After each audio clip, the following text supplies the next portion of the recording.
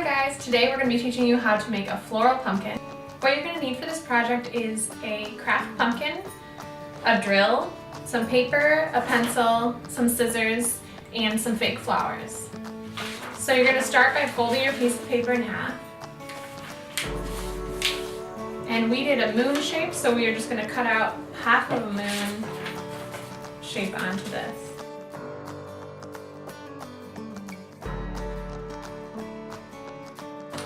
Once you have your shape cut out or printed out, you can use a pencil to trace it onto your pumpkin. Once you have your shape traced onto the pumpkin, you can use your drill with a small drill bit to drill holes throughout the shape so that you can stick the floral stems in there.